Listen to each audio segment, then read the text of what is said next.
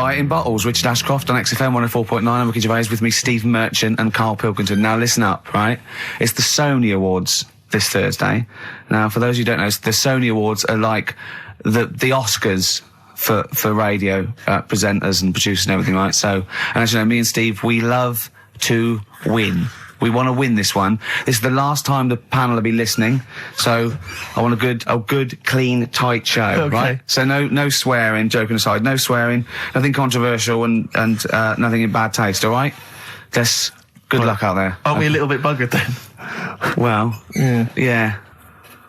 So, all right, Karl? Yeah, that's all right. It's just when you say things like, make it a good one. Sometimes it sort of puts a bit of pressure on and things slip out that you shouldn't say and stuff like that. Do you know what I mean? Have you ever had that? What, when you can't? It's like, I'll tell you one story, right? I'll tell you a couple, actually. That one's just come to mind right now, right? There was a fella who my dad was going to meet. I don't know if I told you this before, right? But I have told you, when it was a party and everyone was saying, Dave's coming, he looks like Ken Dodd. But don't say anything, have I told you? yeah, go on, what is it again?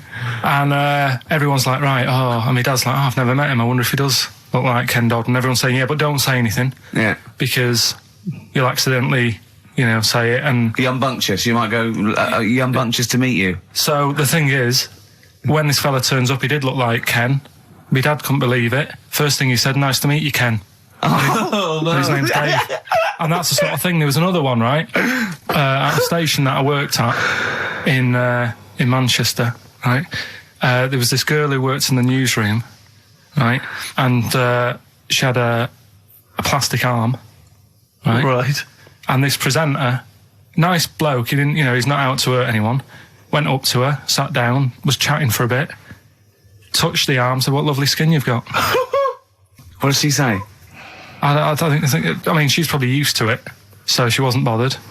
And then, right, this is brilliant. This is a sort of gaff he made on air, right? And like I say, he's a nice bloke, so he meant nothing by it, right? But he does this competition on the air, gets a caller on, right?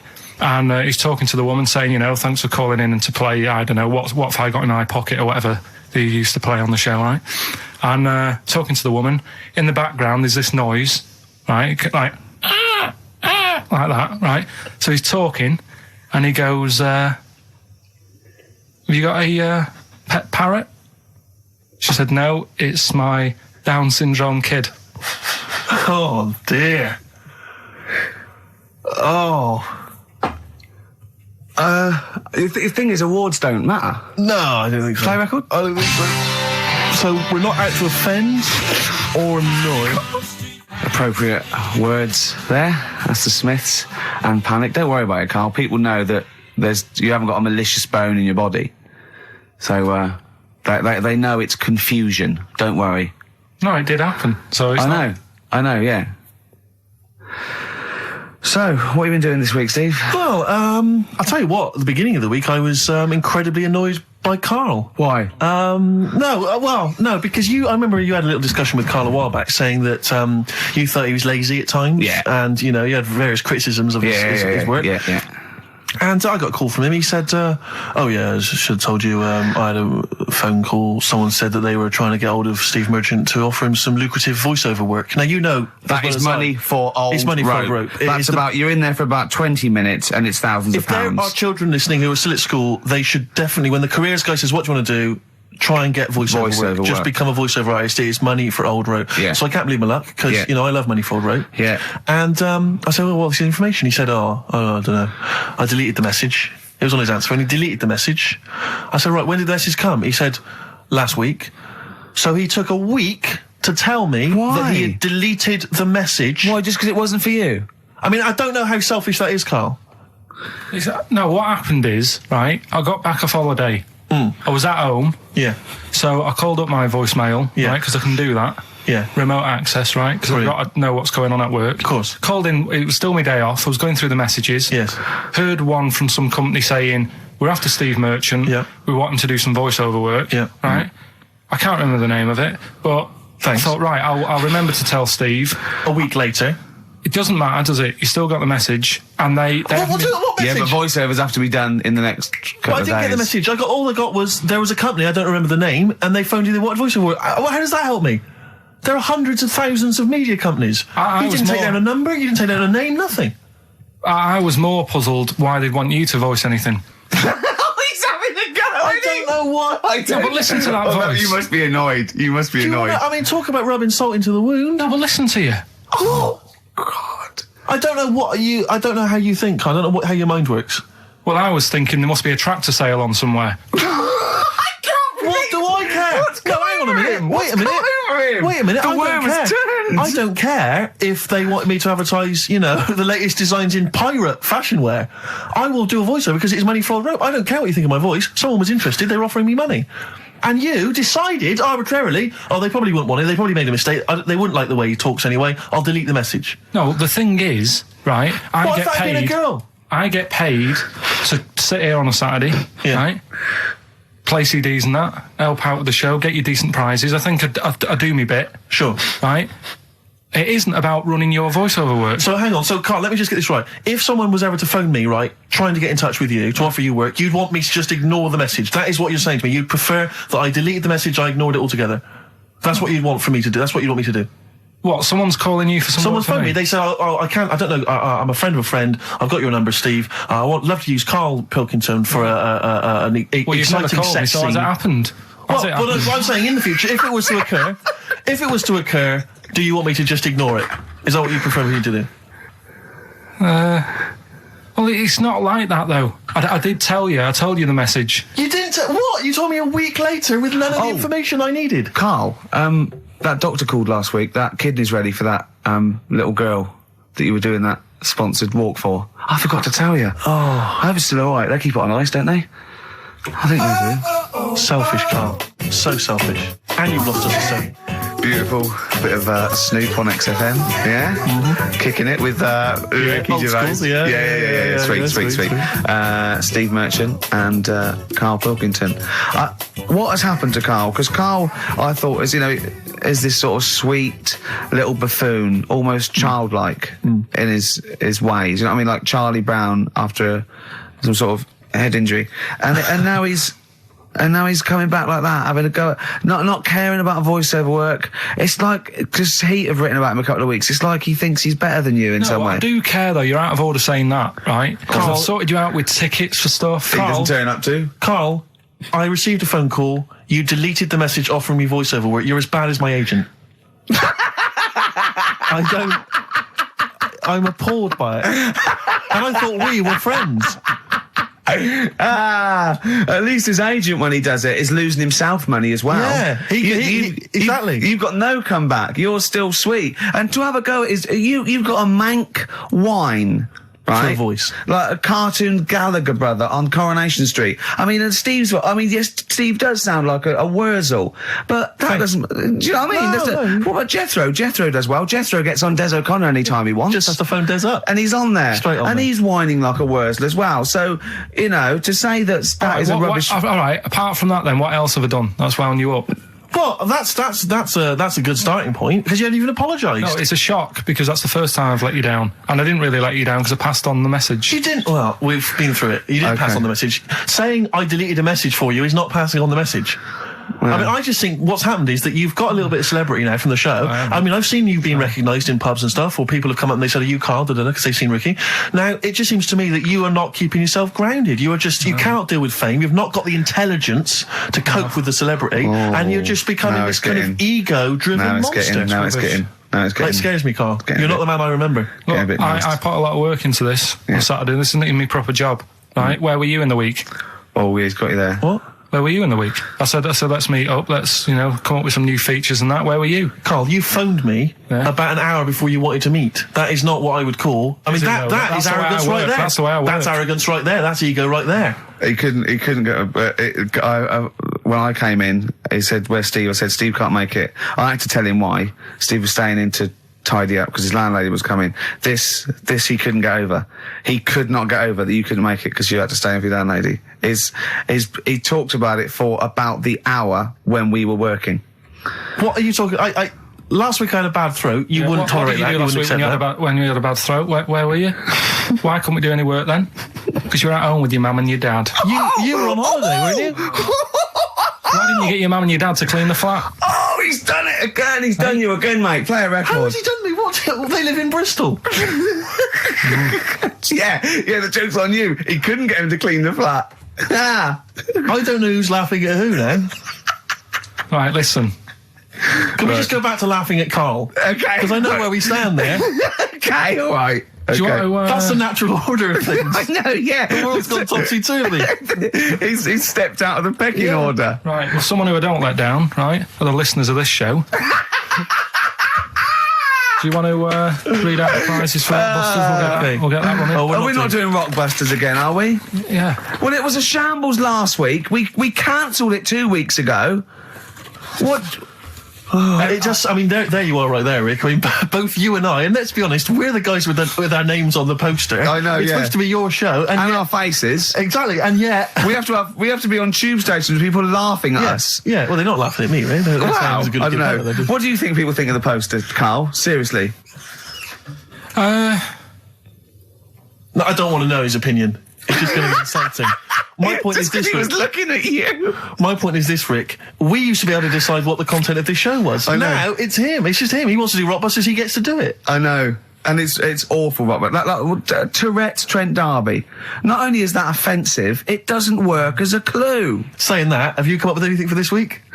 What's the prizes? Oh, we got the prizes. We've got a brand new XFM, stylish XFM DJ bag. That is actually quite nice, actually. Yeah, we've got in there a 12-inch from the XFM remix album. This has got The Cure on there and the Prodigy remixes from them, which is quite handy. We've got a little mouse mat there with the XFM logo on. And here's what everyone's waiting for, the CDs and DVDs. Yeah. Once again, the X list. This is the compilation that XFM have put out. It's actually very good. Smash Hits, the reunion. Let me see what we got on there. Aha, obviously, Wham, Duran Duran, all your favourite 80s and 90s classics. Another copy of DVD, Steve Coogan's Run DVD. What else is this here? Low Fidelity All Stars. Blah, blah, blah, blah. There's Voodoo House and Ghost Funk on there, Rick. I'm sure that'd be right up your street. And also on DVD, Man Is that Child. with or without Wrecked Train? So yeah, not a bad little selection there, Karl. You've done well there. So go on and do the clues then. Let's do Rockbusters now. Well, I'll bung a song on. And wow, yeah. I love the fact that he was taking the piss out of your voice. I'll bung a song on. Hey, it's Tripe and Cowwheels tonight. Now as griddling as gravy. To be honest, Karl, let's be honest, if Ricky Gervais can get voiceover work, do you know what I mean? There's got to be a place for me. Where do you think the place for him is? Well, look, right, you were talking about your face on the poster. It's not all bad, because I read something last night that can help you out. Right?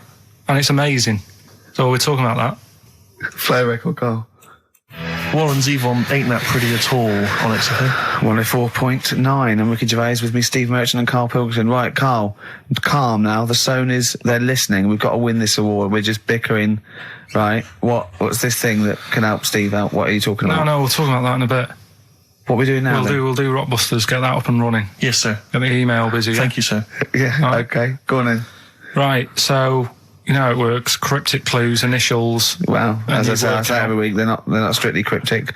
It's more, what am I thinking that starts with these letters? Is Sometimes. craptic a word?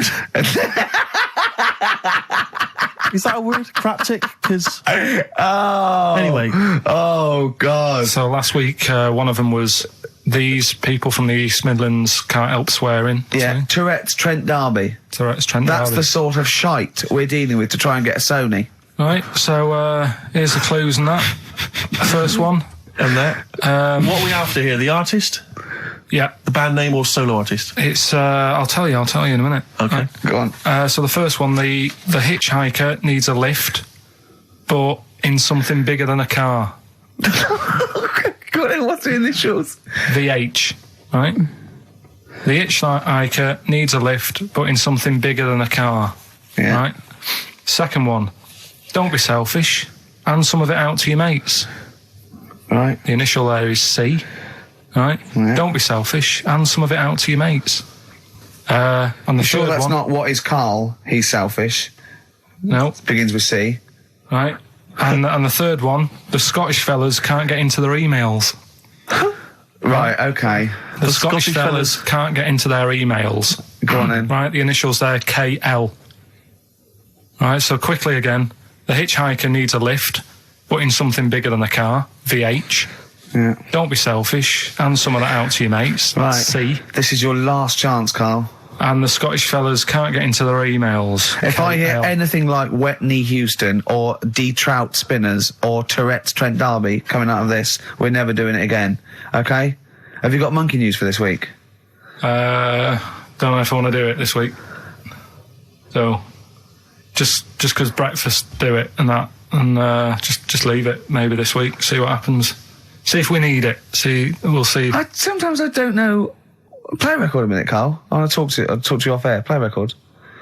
Or what? What's the email address again?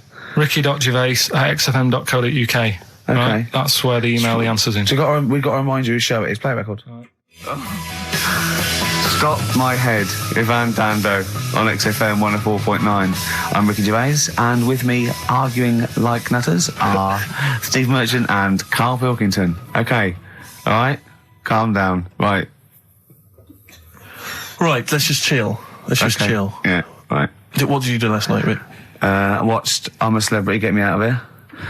I tried last week. I knew Tufnell was going to come through. I knew he was. I went to put a bet on, and it was 11-4. And I thought, that's not worth it. I could put on 400 quid, and I reckon I'd have won 1100 because I reckon he's going to win. Yeah. So that is annoying. I suppose if you could go back in time, you'd probably change things. Do you know what I'd do if I could go back in time? I'd go back in time, stop Hitler from being born. But then it might be worse because someone else might have come along and he'd been even better. It's like a novel. Yeah, you're right. Ben Alton would write a novel like that or something, wouldn't he? Yeah. Well, our things would be different. Yeah.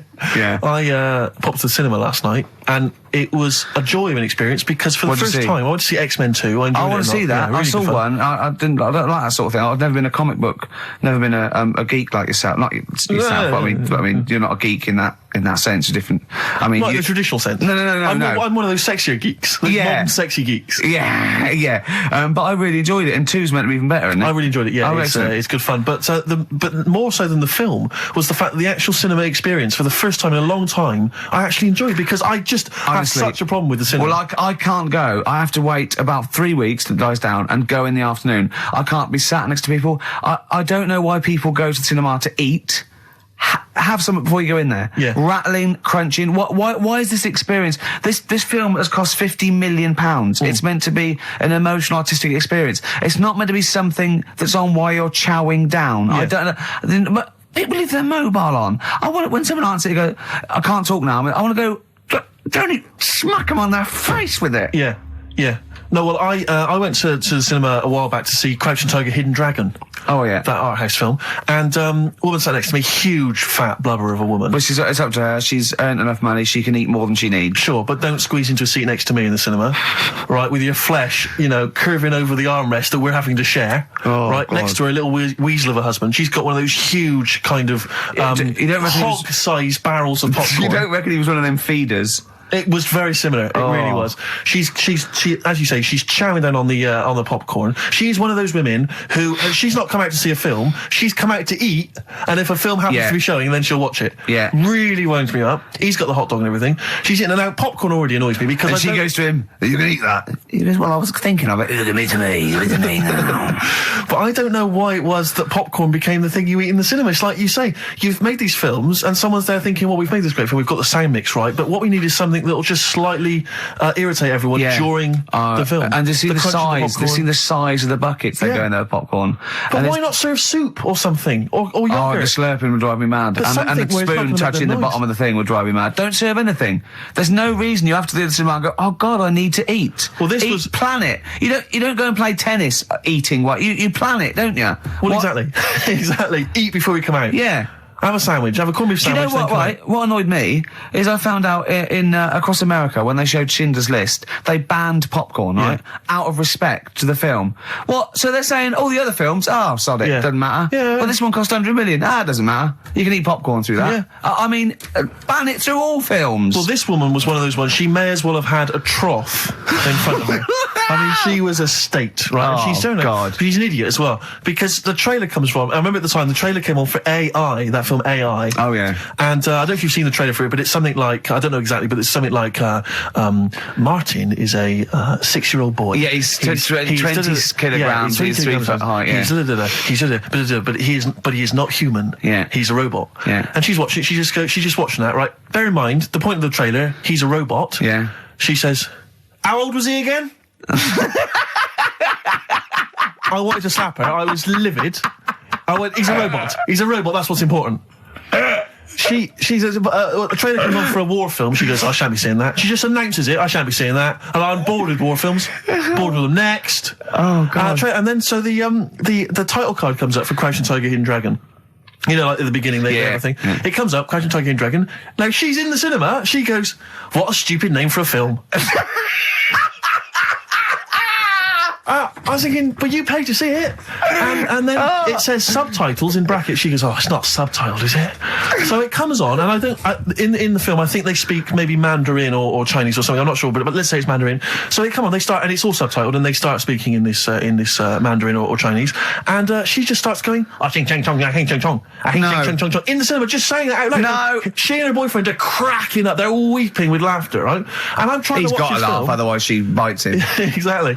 So I'm so livid. So I really make a show of getting up with all my stuff. I get up and I kind of clamber over some of the seats. Yeah. I sit down next to these 2 teenage girls with the mobile phone. Oh, God. Mobile phone goes off, and like you say, instead of, I mean, it should have been off anyway. Yeah, of course. But let's say, instead of it being, instead of immediately thinking, oh God, and switching it off hurriedly, they take the call in the cinema. I'm in the cinema. Yeah, no, I'm in the start having a conversation. And I was thinking to myself, you're 16, unless that is your business partner in Hong Kong phoning you, saying the deal is not going to go through, which I suspect it's not. I suspect it's probably Gareth, or Gavin, or your boyfriend Tony saying, do you want to do me behind the bike sheds later? Yeah. I suspect that's who it is. Yeah. Switch off the phone, or very least, get out. I know. Get out of the cinema. But I can't, I mean, I don't know where these people were brought up or raised. I don't know who it was that told them this was behaviour that you could do. I really want to have cinema police. Yeah. Right, you go in there, and if the phone goes off, you get your money back and you're asked to leave. Yeah. Straight away. Any whispering, go, if you whisper again, you know, if you're too stupid to be able to figure out the plot. Yeah, just, they tell you what age you should be, right, to get that film. Yeah. That's it. If you listen and you're not eating and you're not talking, then you should be able to get a film. Well, I was in the cinema last night, and as I came in, there was a big queue, and as I came in, there was people there, taking a ticket, showing you to your seat. Now, when did it happen that I was no longer able to find my own seat at the cinema? Why is it that I can go in the daytime, I can find I'm left to fend for myself? But now it seems that on a Friday night, there's so many stupid people out there who can't find their decent seat. No, I think that is policing. I think that's to stop people thinking I'll just sit here and having to deal with it themselves. Because, I mean, if someone was in my seat, even if there was another seat, I'd go, well, no, that's mine. I want lots of policing in social occasions. I want to go into a pub and go, that is too loud, that music. Those people are too annoying. They're standing up. They're too annoying. I remember being in the cinema once and seeing a guy, he's a big fat guy again. He had popcorn, the hot dogs, the Coke, right? And he had it balanced on this little wall that was sort of separating parts of the cinema. And he was a big fat guy, just sat there. I was watching, I think it was Beetlejuice I was watching. Right. And some local hard nuts, they were on the same row. They started kicking the little wall to knock his food off. And I thought, brilliant. Oh, no! I think you want to bully fat people. Yeah. Play a record, Karl. It's getting really nasty now. Can I pick on you? 50 Cent in the club on XFM 104.9. I'm Ricky Gervais. With me, Steve Merchant and Karl Pilkington. Still arguing, this time about having help from your mum and dad. What do you think, Karl? No, I'm not. I don't want this to turn into some sort of wacky type of thing where we're pretending we're arguing. Yeah. Well, we're not pretending. We're not pretending. You are arguing. Yeah, I know what people will think we're messing about. Oh, right? I wouldn't have thought so. We just need to. We can talk about it later. Sort it out. Yeah. It's just that Karl's a little bit stressed. I'm not stressed though. And he doesn't really understand that, you know. So, you know, me and Steve have got lots of different jobs in the week. He's just got one job. Yeah, and we sort of rely on people getting messages to us, you know, as soon as they get them, you know, and not sort of deleting them from their phone selfishly. Yeah. Just things like that, you know, people being on the ball. Not just thinking about themselves all the time, not just thinking about number one. What do you think, Karl? Whatever. Do you know what I mean? Whatever. Don't get all maudlin again. Just having a little discussion. Yeah, this will annoy you. Guess what? Think of this, you little slaphead twat. Apparently, that's Sony's ours. Right, apparently, women can get bald treatment on the National Health Service, but men can't. What do you think of that? Do you think that's fair? Is that a fact? It's a fact. We should point out that Karl is, would you say balding? Yeah. Would that be fair? Well, either that or a wide parting. Yeah. He looks like Charlie Brown. He's got the same sort of hair arrangement as Charlie Brown. Yeah, he's I don't think Charlie was balding though, was he? He was only about 10. Well, no, but he just had like a couple of things on top, and his hairdo. Carl's had a hairdo that keeps. It's not a hairdo. No. What is it then? What is it? It just happened. I've told you. Noel was in right once. Noel who? Gallagher. Oh yeah. Right. Oh right, you're on first name terms. Right. And from the hood, isn't he? And whoever was doing the interview said, "Oh, you know what? Will Liam be able to keep up that sort of hard attitude, right? Say when he gets older and he goes bald, and you know, could he still carry off the sort of attitude that he's got?" And he was like, "No, he'd never have that style. He couldn't have that style that lad's got in there." And pointed at me. Yeah. I said, "He's not a style." I said, "I didn't go to the barbers and say, can you just like shave the top bit, leave the sides?" Yeah. Can you remember that Friar Tuck? That's the way it is. Yeah. Right, and you were just saying to me, what would you do if you went back in time? I'd probably use a better shampoo. That's it. I wish we could tape the conversations we have off air. Yeah. Because, I mean, they are ridiculous. What would you do if you go back in time? And the other stuff we were just talking about is obviously can't talk about. Can I just ask though? Sorry, when did you start to notice it was disappearing? I mean, at what age did it kick in? I worked a lot. You see, you'll be safe. Do you know what I mean? Your hair will stay there, but it's when I used to do a lot of hours working. And yeah, you were stressed and things. Yeah. Stressed out, and it just went. Well, I'm beginning to understand what stress is like, you know, because I'm not getting messages and stuff like that. But yeah. But probably about 24. That's unlucky, isn't it? Something like that. And did you panic, or were you just not bothered? Not bothered. He's not bothered. He wouldn't be bothered. I'm not bothered. But I don't think for someone who doesn't care about going bald or war or SARS or anything, you don't have to get stressed on a Saturday between 1 and 3. To be fair, you are worse than all those things. SARS has got nothing on you when you're in the right mood. But why is it all right for women then to, you know, have a wig? But I couldn't have one if I wanted one. Well, there's not a wig. They get bald treatment. They actually can get their hair replaced on the National Health, which might be anything, I suppose. Which might be wigs, which might be transplants. I mean, the only cure for baldness is a transplant, which they literally take follicles. They can get down to individual follicles now from the back of your neck, and you know it takes a long time. And you know, but people will know anyway, won't they? I don't know when it starts though. I don't know when it starts. Like now, if you started wearing a wig, people go, "Were you wearing a wig because you were bald yesterday?" Yeah. You can't start thinking, right, I'm going to go bald in a year. I'll start wearing a wig now. That's the thing to do, isn't it? It is really, if you're that bothered. But I wasn't. I just thought, right, it's losing it a bit. Shave the lot off. But did you know you had that round head underneath it? Did you know it was going to be that funny though? You presumably worn a wig, wouldn't you, if you'd have known? Because I've never seen a head that round. I think the barber, when they did it, right, the woman said, "You can pull that off. You've got a good shaped head for having it shaved." She said, "That's a good head." Yeah, she looks like a tennis ball. You look like a tennis ball when you haven't shaved. She said, "If you can pull it off," she said, "that's like a good thing to see if someone's good looking. If they can have a bald head, it's like Sinead O'Connor, yeah, right? She can pull it off. There's those sort of things. Do you know what I mean? Telly Savalas.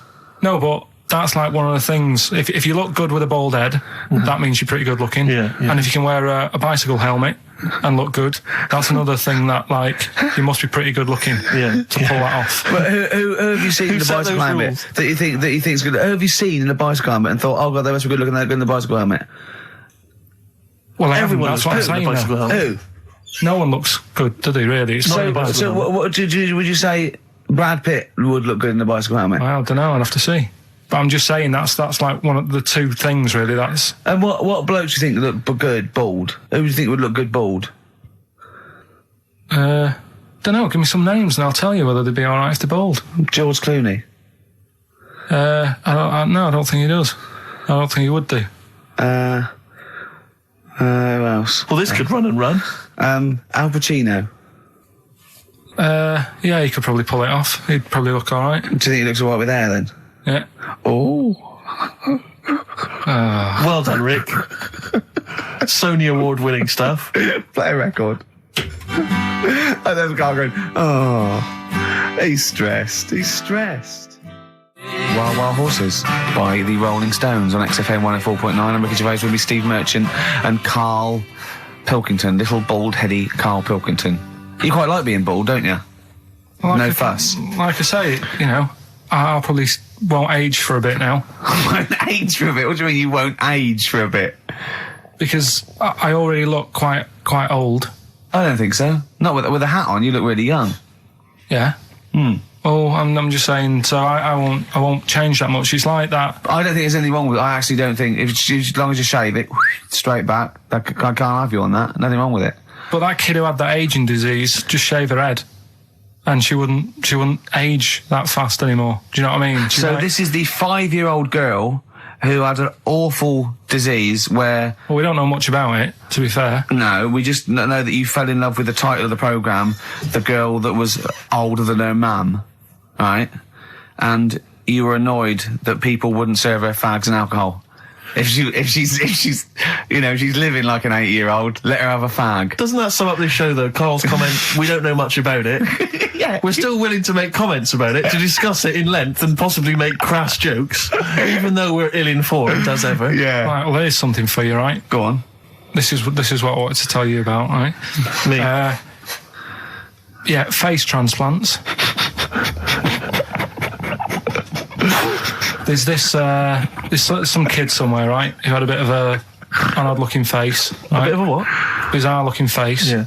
And there's a doctor somewhere who said I can sort that out for you, right? Sure. And basically what they do is they've got to get a face off a dead person. Right. Sorry. Just in this documentary you saw, did this documentary feature, say, John Travolta and Nicolas Cage? Was it that documentary you saw? All right. Listen, you see. Go on. So okay, no, you can't get a face of a dead person. Yeah, go on. Sorry to dismiss the idea of face transplants out of hand. But go on. So yeah, it's got to be a face of a dead body that isn't older than like 4 hours old. Right. 4 hours dead, whatever. They can take it off, fit it on the new face. It makes sense. But it's not just your face that you lose it, but it's the muscle tissue and bones, isn't it, when it's like disfigured? It could be through fire or whatever, or disease, or so they can't just literally plonk a face on. They have to do something else, don't they? You're asking Karl like he's going to know. I forgot then. He looked at was that in Russian? Yeah. I wish we could get him on telly just to show the look on his face when I said that. Yeah. It was brilliant, wasn't it? It was, you know, when you go to a cat, hey, we want some food then? And he just looks at you and he goes, it's almost like he can understand what we're saying. Go on. It's like if you had been caught holding a mallet over a dead body by the police. What I'm saying is, it would sort of work, yeah. If you peeled your face off and put my face on it, oh my God, why don't you and Steve, for an experiment, swap faces? And the great thing is, I wouldn't age. Yeah. Would you do that if it was safe? I think I'm getting the rough deal here, though. To be honest. Yeah. Well, no, you get some money back. It'd be part exchange. I mean, it would, you know, it's like you'd make up the difference just to wear your brilliant face for a week. But the doctor was saying how it's not complicated. He said the worst thing is something about the people who were related to the dead person. It's a bit weird for them still seeing the face of someone they know walking about when they're dead. Yeah, I can see that would be odd, yeah. I love you, Karl. You are brilliant. Honestly, you're never a dull moment. It doesn't matter whether you're talking or I'm squeezing your head. I'm never bored. I never go, oh, that's enough, Karl. Do you know what I mean? I got battling tops, I got bored. It's like computer games. You think it's the best game in the world, and someone goes, how are you getting on with Tomb Raider? You go, oh, I don't play it anymore. I go, how's Karl? I go, he's brilliant. He's brilliant. I was squeezed in yesterday. I was squeaking in his face. I got him down to the ground. He said this. He said that. I'm never bored with you. Do you know what I mean? It's brilliant. I'd like to rent you out to people. See me, I'm different. I would happily leave him now in the bottom of the cupboard. Until quiz With the night. Scalextrics. Until the old pub quiz night, when there's no one else who will have you on the team. Sure. And suddenly you want to be your best mate. Done him again. Right. Yeah, where's his mum and dad then, Karl? Yeah? In Bristol. Yeah. Yeah. Can't believe it. I love the fact you can insult me, but never insult my parents. Please.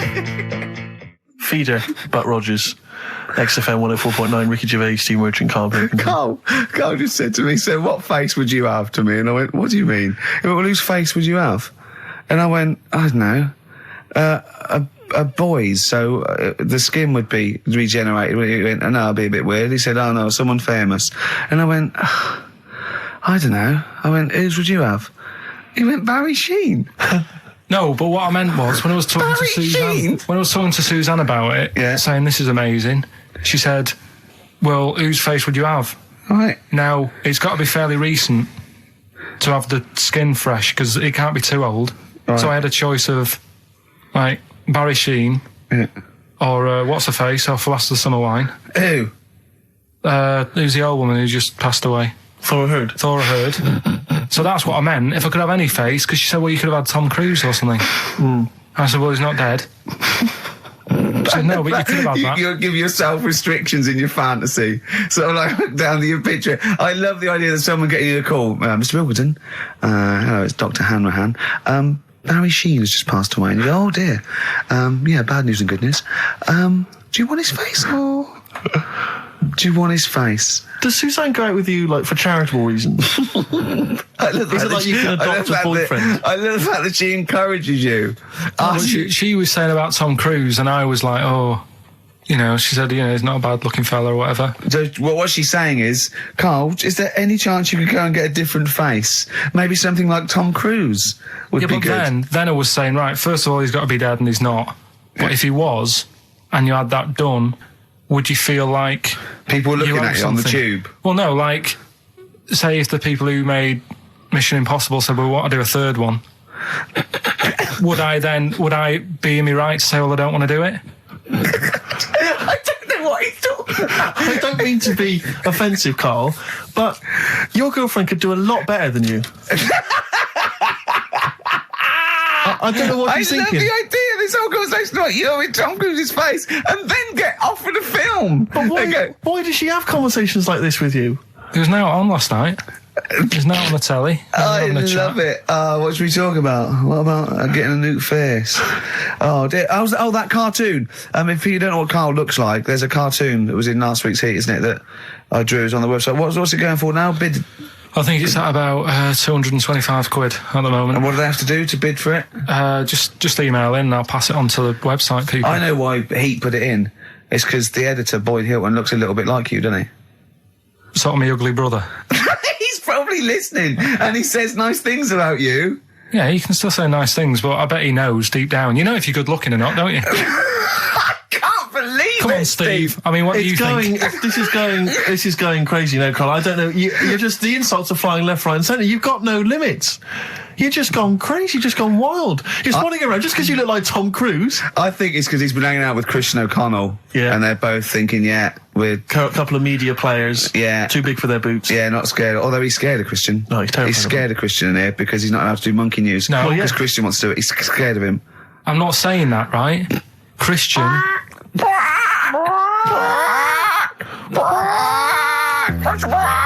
do monkey news, but Christian wants to do some monkey news. I'm not allowed. Once around the block, badly drawn boy. I like him. He's funny as well. You know what? I think he looks like if me and you were put in a blender, Karl. Do you know what I mean? He's got my sort of shape. He's got your sort of accent and. I think when you put in a blender, does that would a voice sort of mix? The times I thought of putting the two of you in a blender. Do you remember? I told you that thing about the sponges, didn't I? Yeah. Yeah, that freaked him out. You know, if you get 2 sponges and you dye one red and one blue, and you liquidise them, we pour them into a tank of water.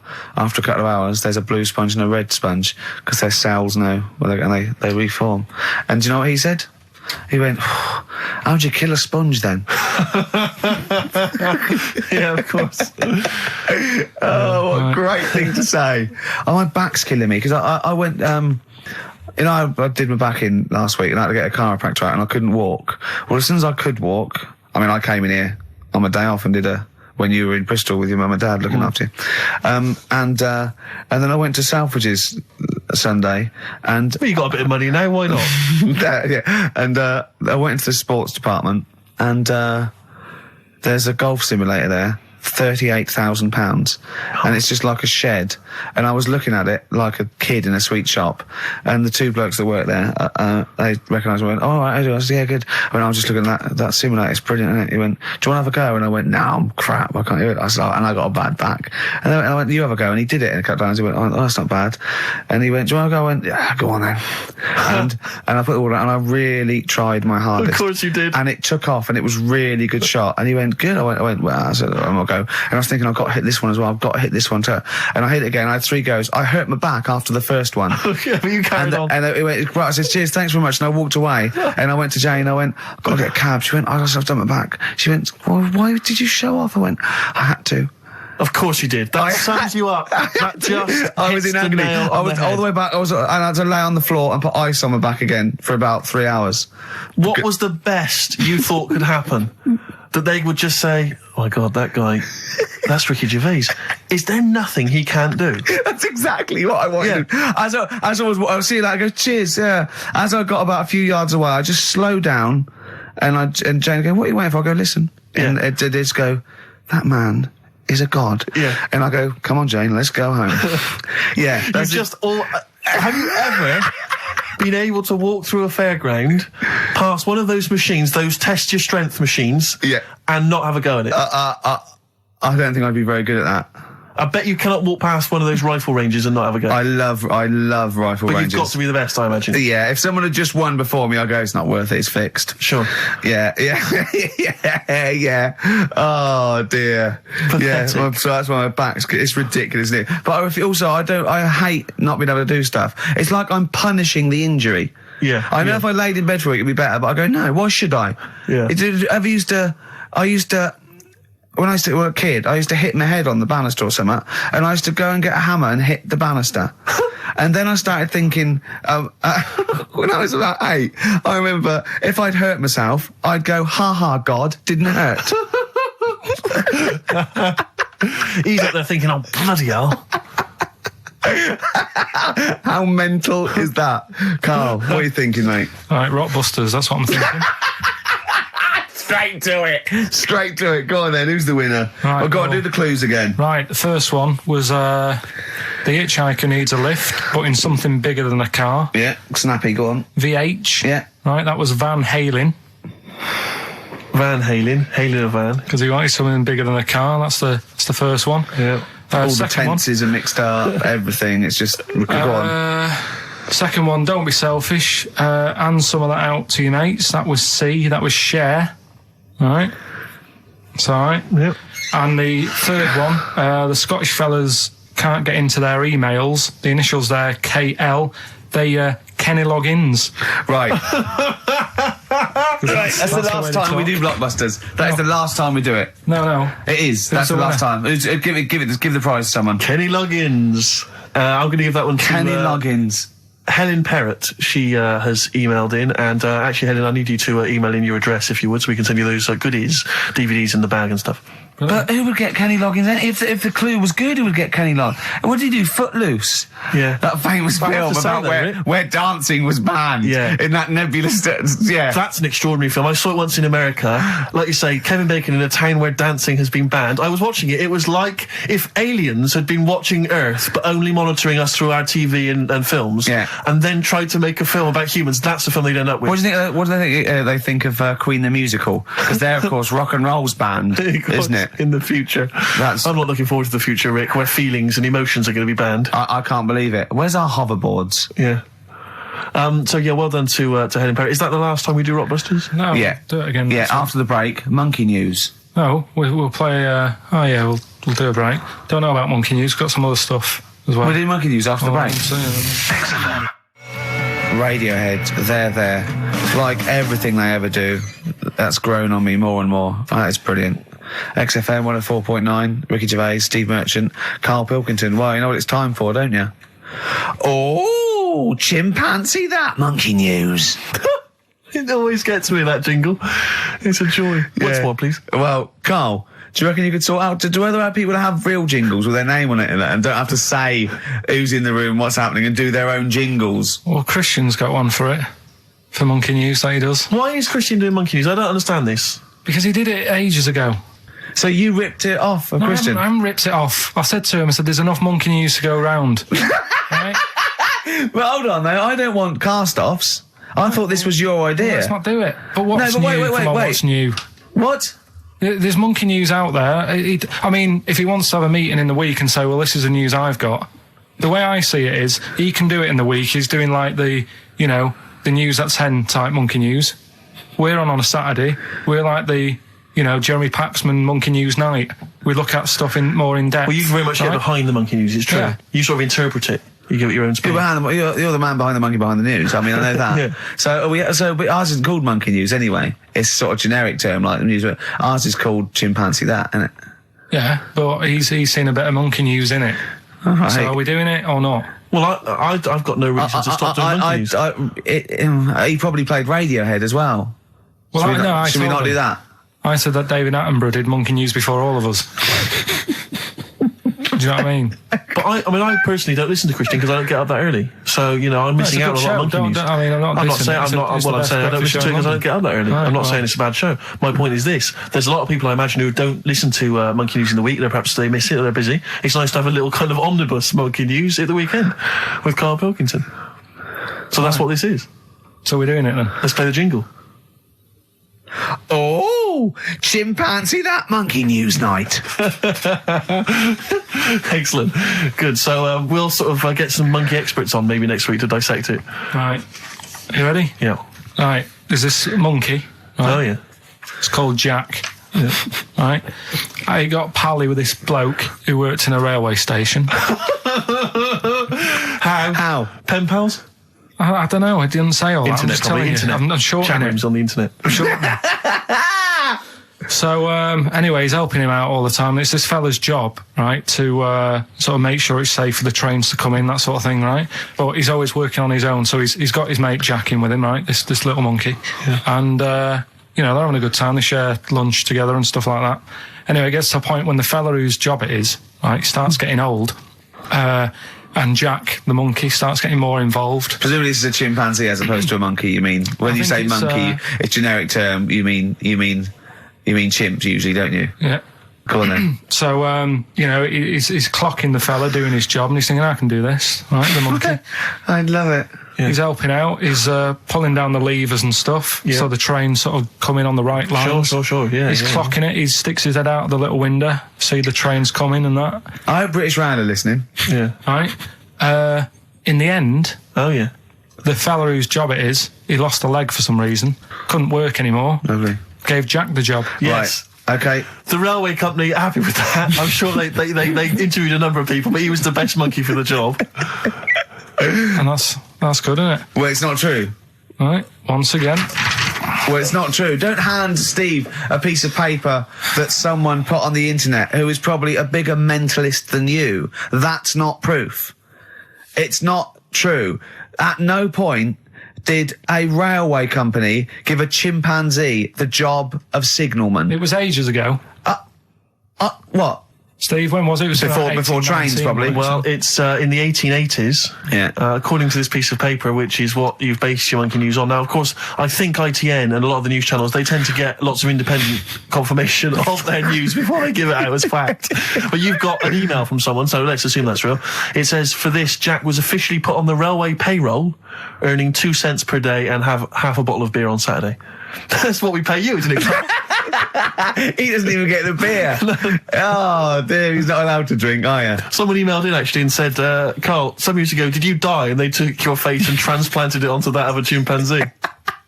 It would make a lot of sense. I've never seen you. He always has t-shirts right done up and long sleeve. I bet he's hairy under there. Yeah. I bet you are hairy because you have to shave right up to your eyes. You're one of them, aren't you?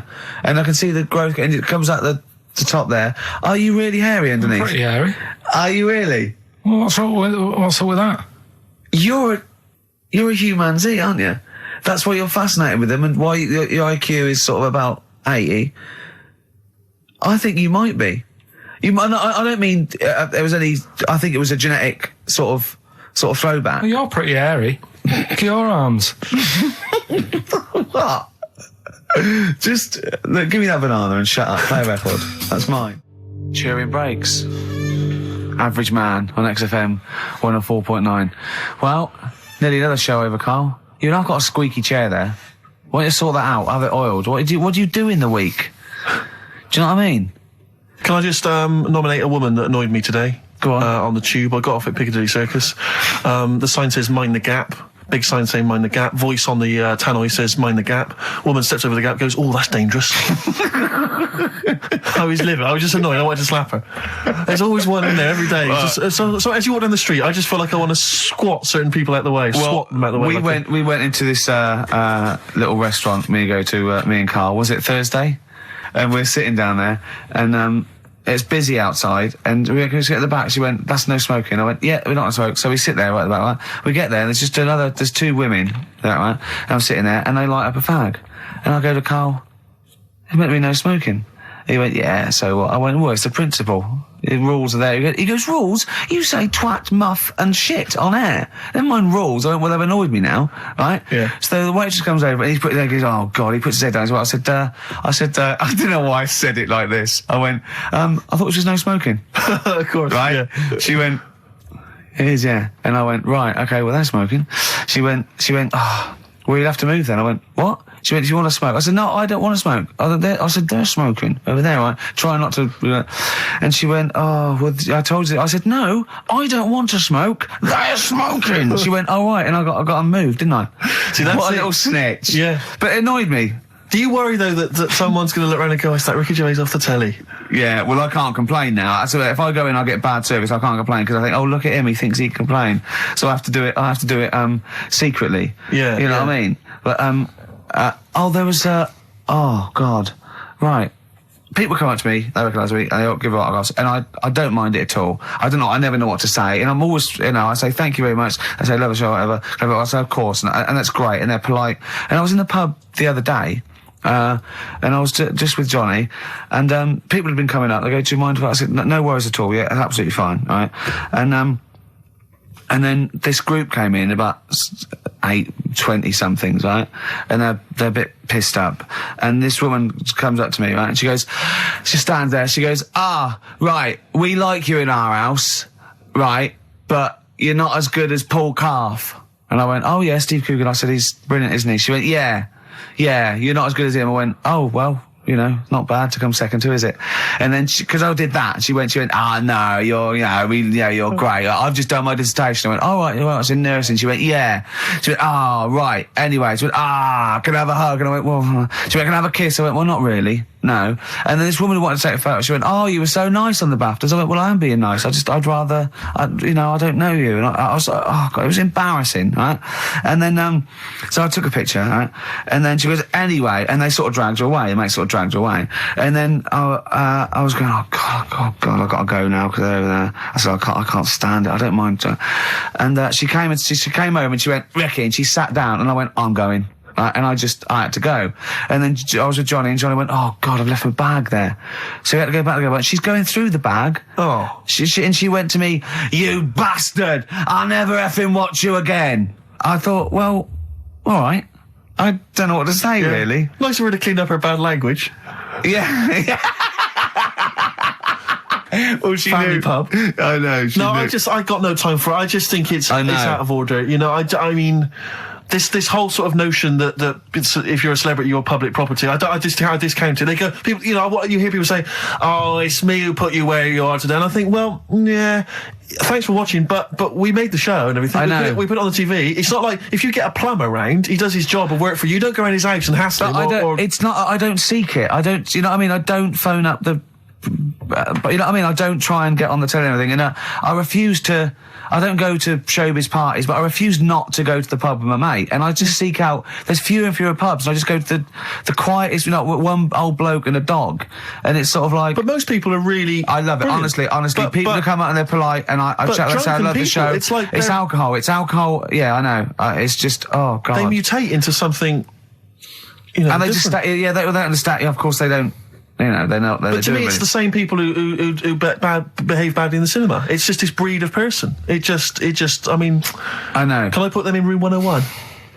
Let's do that next week, shall we? Well, we're all having a moan. Yeah, go on. Tell you who's annoyed me this week. Go on. If we're making it a little feature. Go on. David Blunkett.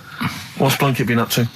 He's reading yesterday. His dog's not been around your house again. No. Causing trouble outside. He's put a stop to people having sex outdoors. What's up with that? If he had sight, would he have stopped it? See you next week. I thought we were not trying to offend anyone. 104.9 XFM. You alright? This is Karl, producer of Ricky Gervais and Steve Merchant. They're not about today. Ricky's on holiday. Steve couldn't be bothered. So I'm left here with all the DATs. That's a digital audio tape of all the shows they've done since they've been here over the last, I don't know, year and a half or something. So we'll play you some of the best bits. Alright, so here's the first bit. Listen, still to come, right? We've got the monkeys thing. Oh, chimpanzee that. And when I was out last Sunday, right, at Johnny's birthday party, yeah, Steve was there. Yeah. Got talking about stuff. And a debate that we didn't really finish cropped up. It blew your mind, didn't it? Amazing. Oh, I know about this. Steve told me. This is the infinite amount of monkeys. Or a monkey with a typewriter and an infinite amount of time would eventually come up with the works of Shakespeare. Yeah. There was no debate. It's a philosophical, mathematical problem. There's no debate. It's true. It wouldn't happen. No, listen, Karl, listen. Infinity sorts it all out for you, right? An infinite amount of monkeys at a typewriter, right? They do everything. They type everything. Infinity just sorts it all out for you. There's no getting to it and they're going, oh, well, let's have a look what they've done. This one's come close. Did Romeo and Juliet. It would do it all. It would type everything ever possible, conceivable.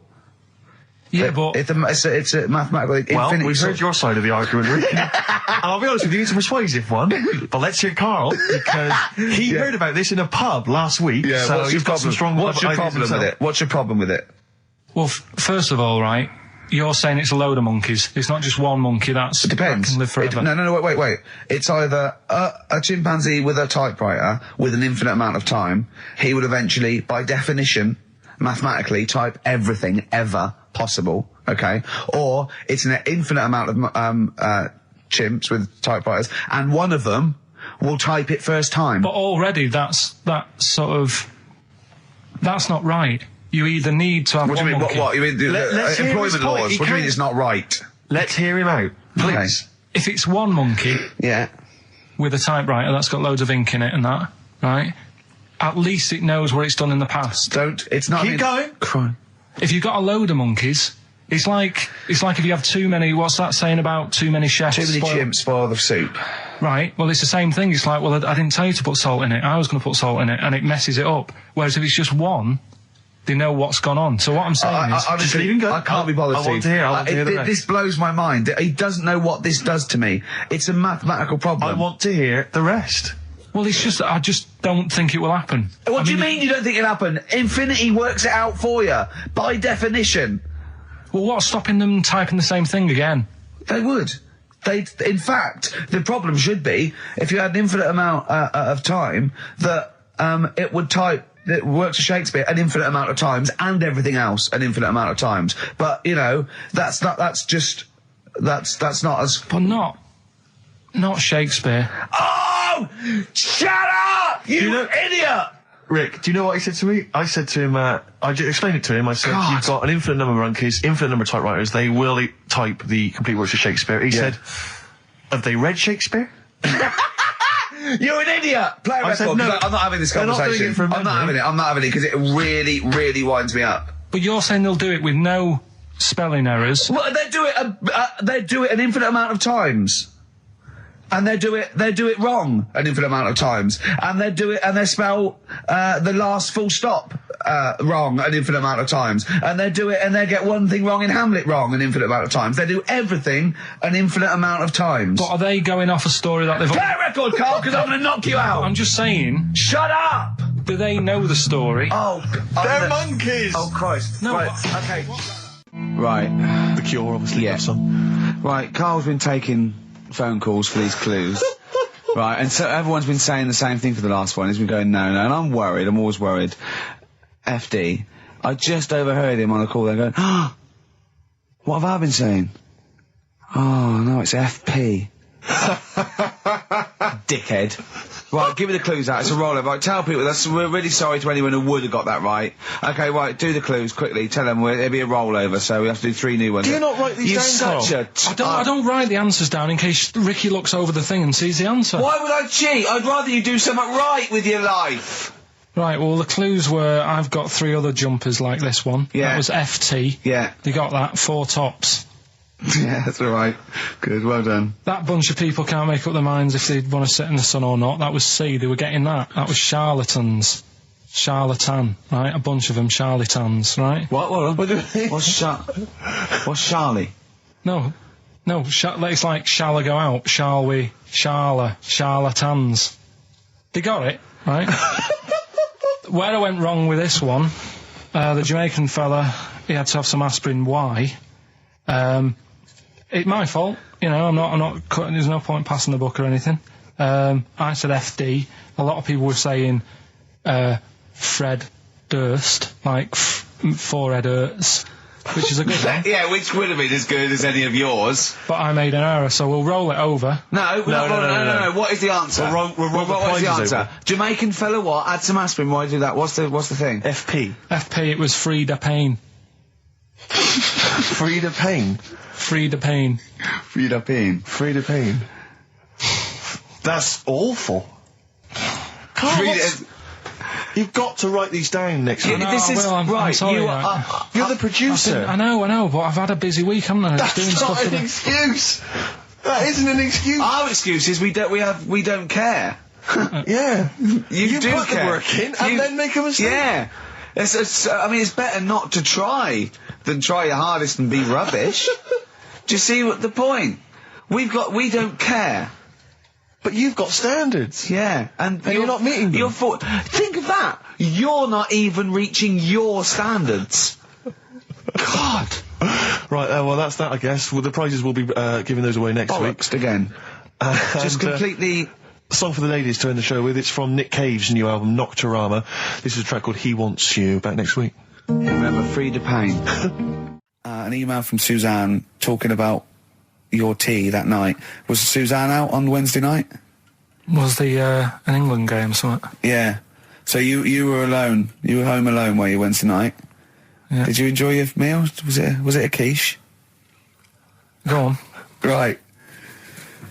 From Suzanne to Karl. Take the quiche and put it on the baking tray. Cook for 30 minutes on 190. Take lettuce and put on plate. Take 3 tomatoes, wash and chop into quarters. Place on lettuce. Take an avocado, chop in half. Remove the stone. Peel skin and slice. Place on salad. Put salt and pepper on and a dribble of olive and balsamic vinegar dressing. Right? In brackets, small bottle behind the cafetiere. Right, in case he's reaching for bleach. Yeah. That's it. Should have put everything else away. Right? Then sprinkle a smidge of parmesan on top. Remove quiche from oven, cut into quarters and put on plate. Eat. Oh, wow. Does she have to do that every single time she's out? No, it's just that I'm not that good at cooking, right? And to be honest, that was a lot of hard work. I didn't bother warming it up. And I did without the avocado. Why? Too much messing about. He didn't even do that with instructions. It was too much. But yeah, I'm not that good at cooking. And Did you That's not cooking though, is it, Carl? That's heating up a slicing. quiche. That's cooking it is making the quiche. Yeah, but I'm just. Could you have figured that out if she hadn't left that note for you? Why did she have to tell you what the olive oil and balsamic vinegar was? Because I've put sort of cooking oil on my food once, and I said, oh, it's a bit. It's ever since, years ago. I'm gonna die. Years ago, leaving Mr. Magoo at home. It was ever since I put sausages in the toaster that. What do you mean? I nearly set the flat on fire. Because do you know, like when you're grilling food in a pan and all that? Yeah. Sort of sausages spit and it goes everywhere, doesn't it? And it makes everywhere greasy. In the toaster. So I thought, well, just want to warm them up. Yeah. Bung them in the toaster. Yeah. What And happened? she sort of caught. They got stuck and they sort of caught on fire. I imagine. She came in just as I was sort of plunging it, and Marty came in from work. She said, "What are you doing? I said, I'm in sausages." Well, the oven isn't on. I know they're in here. What? You turn it off? They're panicking and that. But I've never been into it. I've never been into cooking and that at school and stuff. I didn't bother doing it. Oh, every time Suzanne comes home, she must think, please be the house still there. Yeah. Please not let me hear a fire engine as I come round this corner. Oh, God. She comes and goes, oh, God, thank God. I bet she's always happy to see you when she gets home and you haven't burned the place down or introduced some howler monkeys or something. Unbelievable. What I find extraordinary is there are people who are in sort of care in the community who don't need instructions on how to prepare food. Oh, they do. They can do it. Yeah, you show them once. Yeah, they and do. they've learned it. Whatever you do, don't put sausages in the toaster, Johnny. Do you know what I mean? Yeah, and they've don't- learnt it. They don't put sausages in the toaster. Yeah. They put their fingers in. But, yeah. All right, this is Karl, the producer of Ricky Gervais and Steve Merchant on XFM 104.9. We're playing out some of the best bits. Hope you're enjoying it. Here's another one. Can I just ask Carl how he got on over Christmas? Because the last time I spoke to him, you hadn't bought a present for your girlfriend. I had to say I was on tenterhooks all Christmas. Well, you changed it. After that show, I felt bad, even though I shouldn't have done, because... Because you hadn't bought your girlfriend a Christmas Yeah, but present. I said to you, I booked a table at a hotel in Covent Garden, had Christmas dinner there, which was nice, right? It's good food and everything. Didn't feel like enough to me. Well, then I went out and treated some stuff, and then... No. A couple of days before Christmas, he went, I took Suzanne to that hotel we're going to go to for Christmas dinner. We had tea and cakes. And I went, oh, you treated her? He went, no, she paid for it, but I was just showing her what it was going to be like. That was her extra treat. She paid for it. I love that. Brilliant. Yeah. Well, it was like 150 quid for a meal for two, which is pretty dear. So I'm not going to buy her cakes as well. All right, love, have anything you want. You pay for your own pudding, I'm not mental. Yeah. So you treated her to some other Yeah, stuff. some bits and bobs. What, And so yesterday, she chose them and you paid for them. What, the presents? Yeah. Or you chose them and she paid for them, but, you know, it's the thought that counts. I got them on the way home that Saturday. Well done. And what did you buy? Shops. Well, just some bits. It might be personal, Steve. Well, I don't care. Just some bits. Yeah, Just but bits and pieces. leave out the personal bits. What bits? Just little things. And then yesterday, right? A monkey wrench and a new washer for the shower. Yeah. Some recordable CDs that you need for your job. Oh, So, dear. now, when you gave those presents to her, did her face light up? Right. I don't want to tell you what they were, right? But she wasn't that impressed. You're going to tell us what they are now, Karl. what they are. You even know what they are, she told you, on Christmas Day. Hold on, wait a minute. But it doesn't matter what they are. It does matter what No, they are. it doesn't. It doesn't. does, Carl. It's you, mate. Of course it doesn't matters. matter. Oh, God! Have you just remembered? Yeah! Right, but there's no need. I've got to tell him, Karl. I really want your permission because I don't want to be I know it's not, but we know it's not that embarrassing. It's really quite sweet. Yeah, but in a way, right, the way I look at it is, right, Christmas, even when I was a little kid, right, is not... Please let me tell him, Karl. Well, let me just tell you first, though. Oh. Let me tell you why I didn't go all out on the old present front. All right. Justify yourself. Right? First of all, I've covered it up since then anyway. right, with that present because I bought her some shoes yesterday, and she did say I'll give you the money for them, but when I get home I said it's all right. I said you can have them, right?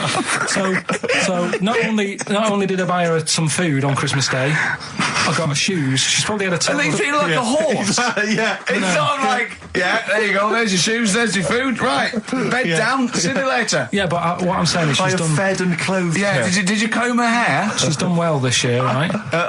So the thing She's is, done well this year. It's like you're a single parent living on a council estate with a smack problem, and you still managed to buy them some Lego. when I was a kid, right, it wasn't about what you got. I remember one year when I was about 8, right? Oh, it's going to make me cry, isn't it, this? No, it's not. I'm just saying the way it is, right? I woke up at about 4 in the morning.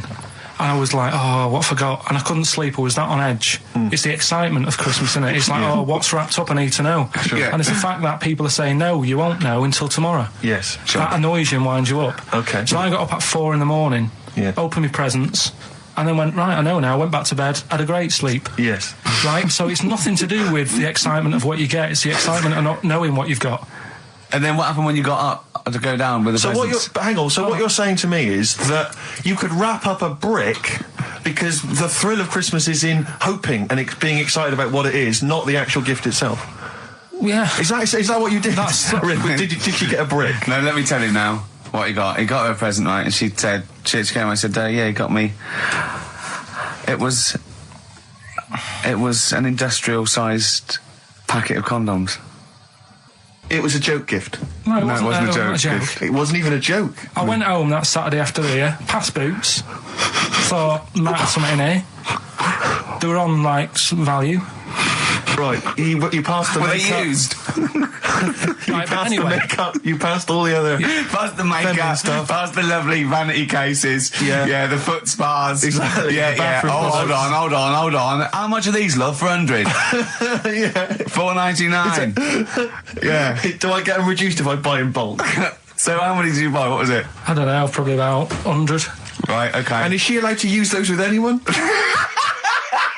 Did you wrap them? Can she just go out and have a wild Well, you time don't need with to wrap. They're already wrapped, aren't they? Oh. And then what did she say when she opened them? I'm No, just- wait. Carl, what did she say? them? Right, play a record and we'll come back to this. Oh, you're worse than my father. That's genius. What do you make of the first genetically modified baby? Oh. Are you worried about this? Do you know what did they do? What? Let me see what it says here. It Well, says, isn't it just choosing the, eye colour? Well, this is the concern, isn't it? That in the future you'll be able to decide whether it's a boy or a girl, how intelligent it is, what it looks like, is it handsome, is it ugly? Obviously, no one will choose an ugly baby, and so on and so on and so on. And so it means that where will it lead? Where will it end, Carl? Are you concerned? I've thought about this a lot. What will us three look like in the future if they're being, genetically modified beautiful people? What will we be like? How will we be considered in society? Yeah. But we've talked about this before, haven't we? About the cloning thing. Yeah. That's a bit weird. Yeah. But I don't think it matters because at the end of the day, right, you might look like some other kid, but it's the way you're brought up that will change your features and the way you are, your personality. If you lie, you get a long nose, don't you? Well, no, but listen, right, because I remember when we, I was growing up on this estate. This is going to be good. Go on. No, it's not. It's just an example of how this doesn't work. Go on. So we don't need to worry, sort of thing. Sure. Right? Okay. So I'm growing up on this estate, and there was this woman about 4 houses down, right, who's a bit rough. All right. Didn't fancy her. Oh God, no. Right, but she had a baby. Well, tell me about her first. I'm interested in this woman. Why was she? It was a very. Was it like being a man in a dress? I mean, I didn't grow up in a posh house or anything. And I'm not saying that if you live in a bit of a rough house, you're a bad person. What does she look like? But anyone can Tattoos? clean up. Look like Tony Green with a fag on. They didn't clean up much, right? Oh. Which, even if you've not got a lot of money, you can still try and make get the place some look jiff. nice. Yeah. Right? But she didn't, and a kid used to take a horse into the house. Sorry. Whoa, Neddy. What do you mean a kid used to take a horse into the house? Where did he get a horse? Must have nicked it from somewhere. Must have done. You've seen a horse in it? No. What, is that from outside the saloon round the corner? Yeah, was it just tied up with a bit of leather? Right? Oh, that's great. I'd Big been out. Jake, come and looking for it. I'd been out. Oh. No, sorry, let me get this. This was before the lynching stopped or after? Where did he get a horse from? What do you mean he must have nicked it? His mum said, where'd you get that from? I bought it. All right then, but keep it out of the kitchen. I don't want you going cattling rustling. Where did he get a horse from, Carl? And how long did he have it for? Was he leading it or riding it? Mum, open the door, I can't stop. I can't stop it. Open the patio door as well. Looks like we got us a runaway. What do you mean? I don't know, but the thing is, they couldn't afford to buy one because they're not cheap. So I'm just guessing. Maybe that's wrong of me. But I think... He had a horse? Yeah, right. So that's why the family didn't have any money. They'd spend it on the horse. No, I don't think, that's what I'm saying. I don't think they would have bought it. So anyway... Yeah, it's always to whisper, Carl, in case they're listening. Yeah. And they could be in the room next door. It's not buying it, it's keeping it as well. Oh, so I was like in the car with my dad coming into the avenue, and you used to have to drive down it to turn round and you know, sort of go back to our house. You had the traditional method of transport. Yeah. And the horse was in the lounge. Reading a paper. Just like walking around. Oh God! What? And when I was doing, I tried to earn myself some money once by flogging little flowers in plastic cups. What? This is genius. It just keeps coming. What do you mean you're trying to flog little flowers? What do you mean? Wait. Let's play a record. Let's play a record and come back to this. Because it's always going to just unravel and unravel. It's going to go on for hours. Let's play a track, Carl. Deeper and deeper. It's like an onion, isn't it? We've created a whole world here where there's a man living with a horse. Just walking around the lounge. I come from the West Country. I've never heard anything like that. I just think of a big sort of like orange carpet and it's got a rediffusion telly and this horse going, I'm fed up in here. Exactly. This is really... I am not taking the rubbish out again. Yeah. Right, play a record. Let's have Velvet Underground. We've got that lined up. Oh, yeah, the classic from the first album. I'm Waiting for the Man. Let's come back to the horse in a second. Little flowers in pots. What do you mean? Probably you're thinking, Rick, isn't it time that we do our usual roundup of what's been happening in the news? Yeah. Which we always do every week. Yeah. We always do something, which is, I mean, basically, if you're listening and you're a new listener, say you work at a newspaper, we always try to be informative, just try and put stuff out there that just educates people, informs people. What are you thinking? Well, I said Monkey News is coming up, but what have you got? No, I was just looking on the net there and just found a couple of quite important news stories, probably worth mentioning. Policeman caught photographing. I don't know why it makes me laugh. It's just the phrasing, I suppose. It's the headline. Policeman caught photographing up woman's skirt.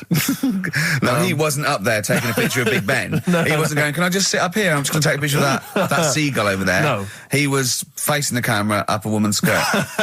He was indeed. Right. A policeman in Japan is facing disciplinary measures after he was caught photographing up a woman's skirt with a hidden camera while on duty. The 42-year-old sergeant, who's not been named, used a digital camera to secretly snap the shots when the woman was reporting a stolen bicycle. So he was actually doing his proper job. He'd obviously thought to himself, I'll bring him a digital camera today. On the off chance a beautiful woman comes in to report a crime or robbery, I'll have it ready, I'll have it positioned, in such a way. But this is interesting. This is how he got caught. Okay? The woman became suspicious after she saw a flash go off. Brilliant. I mean, this not a secret at all. Sorry, did I just see your shoe? Your shoe just seemed to just spring into life there. It was light. There was light. Yeah, I think I've had someone set fire to some magnesium that was on the end of it. It won't happen again. But it's only you and I in here, and your shoe was just suddenly lit. Why are you standing like that? Why is your shoe just sort of like between my feet? There's no reason. This is how I always stand. What did the bike look like? Flash? So, are you taking pictures of my family? No. And no, I'm not. And you should be wearing knickers anyway. Well, how do you know that? What? How did you know I'm not? How did I know what? I'm not wearing any... I didn't know you. I don't know what you've got up there. Well, I don't know what it looks like, and there's no way I could. Of course, it would be roughly that conversation in Japanese. I know, yeah. All right, XFM 104.9, Ricky Gervais, Steve Merchant, Karl Pilkington, not here. It's the best of. You've been voting in all week, sending your emails. So here's the clips that you wanted. So then I was thinking, imagine like going to the doctors and he's saying, yeah, everything's all right, your heart's good and everything, but... Your art's good? What, your Larry's, or...? Yeah, your heart, you're in good form and whatever. Sure. Yeah, it's good news. I had Gianno in earlier. He's not looking good. Yeah. I had Fat Swaller. But you're all right, but your hands need to come off. Right. Blimey. But... That's bad. Like, I get a second opinion initially. But I better good news, I've got a nice pair of feet I can sort you out with. Yeah. And he puts them on, and then I was thinking, right, first of all, washing up, what would that be like? But Steve! That'd be tricky. And then the second thing was, it'd probably ruin the sort of the shape of your jumper. Because you had to keep putting the feet through there. Yeah. And then I thought, but I could still cycle in Okay. to work. You could run in. Well, that's the thing. You'd be really fast. Well, that's what I was thinking. I thought I could still cycle because I could balance, and then I thought, but the only thing is I probably couldn't pull the brakes. Because of the little short things. Yeah. And then, like you, I thought, but then again, you're running in half the time. So that's what was going on in last night. Right. That's what I was thinking about. Did you How ever... long did this take? Well, how long does it take to wash up? Right. Because I imagine you just being there for like all night. Probably 25 minutes. How long did the little Chinese fella dance for in his pants? He's always doing it. Last night he was at it for like 10 minutes. Yeah. And his girlfriend never sits in the same room as him. She's always sat in the bedroom. She's going, you dance in pants again, I go in next door. Well, she was in the bedroom. She's always in the bedroom, sat on the floor, on the mobile phone. Right. All the time, yeah. It's weird how people's lives are just like, it's like that Groundhog Day thing. It's like, he's jumping about in his underpants. The old woman's sat there reading a book. Yeah. And that's what got me thinking about my life. Do you think she ever goes... Are you sure she's not dead? Every time you look down there, she's just flicking through it. She's just reading this book. The pages never turn. She never seems to finish it. She never moves from her chair. Are you sure the Chinese Her girl's cats going... are dead around her. I'm going into next door again. That little round-headed the fella's smell. looking in. He's looking in at me. The bouncer goes, "Don't worry, love, I'll go and beat him up." But he's always true. getting ready. That's true. They see you staring at him, watching up, going, "I could have feet here," and they get scared. The old woman's dead. Oh, Carl, dear. can you tell us roughly which neighbourhood you live in, so that we know? It's central. Central, is it? Yeah. Yeah. Wow, imagine if that little... Was he a Chinese fella, did you say? Yeah. Imagine if he was listening now. I'd love him to call in and explain his actions. Well, he might be on some other radio station talking about a lad who's always washing up and looking at his hands in a mysterious way. But do we know this doctor that would go, "Well, all right, Karl, you can either leave them as stumps or I've got a lovely little pair of feet." Why? I told Jane this, and Jane went, "Is that the only choice?" He could say, "Could I have some dead man's hands?" Have you got any? Where do you get the feet from? Where do you get the feet from? Can I have? What would you rather have then? Human feet or monkey paws? Well, I mean, that wasn't an option last night. That if the doctors said... No, it wasn't an option last night, but don't forget, it's in your head, Karl. This didn't happen. I'm just saying, at the time, that's all the doctor had to offer. But it's your head, you can go anywhere. No, it wasn't a real doctor to offer. It's in your head, you can go anywhere. You're not trapped. Yeah, but if you can do anything, then you'd say we'll sort us out some other hands. Fair point. Let's play record. We gotta come back to this. Okay, it's not his fault. Let me have It's Not His Fault. You got to save this. This has got to teach me something. It'll be an interesting story. Right, it's not his vault. This fella... Yeah. What year? Ages ago? Olden times? I'd say in the 70s. Okay. Would you? Any evidence for that? And, Does he wear flares in the story? Right, Is that your it's- reason? No, it's a bit like Yuri Geller, this fella, right? Where yeah. he's electric. He's electric. And if he walks past the telly would fizz. Uh-huh. If he walked past the radio, it all goes like that. Ooh. His hair stuck up all the time. And he'd be having a bath and everything would be all right. And then the power would sort of switch on in his body. And the electric in his body made him jump out of the bath. So... What do you mean so? What is that so? What does that so mean? You've given us nothing. You've given us nothing. You'd have to at least give us the scientific explanation. Yeah. Electric eels have 400 volts in them. Oh, is this the running away again?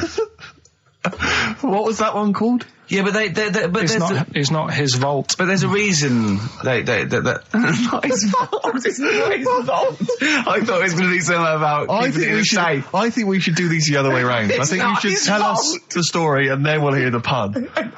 It's not his fault. It's not his fault. Right, let's leave it. Play a tune. Forget it. Educating Ricky. Doing it. We're not doing it. No, we are. This is a bit easier, but I still think it's a good one. So this is, we should explain what this is if you just tuned in. It's one of those stupid lateral thinking problems. That Karl himself has created. Yeah, that was his homework. Right, this one. It's a fella. He has a normal day doing stuff. Nothing wrong with him. Right. And It's the twist in the tale. It's just like Tales the Unexpected. Yeah. Just a normal day, nothing wrong with him. Hold on, though, he's got the legs of a fish. Go on. So, that's why he's been hiding his legs. So Go on. he does his The normal- legs of a fish. Sorry, Carl, carry on. He has his working day and that, Yeah. and then he gets a bit tired. Goes to bed. He puts the light on, leaves it on, goes to bed. Oh, That's crazy. that's mental. I can't think what's happened. Anyway, here's Radiohead. Right, okay. What? The question is, why does he put the light on when So he's a going man, to bed? he's had a normal day. He's come home from work. Is that right? He's come home from work, or he's not been working? Yeah, he's just been out. no, it's been working and stuff, I think.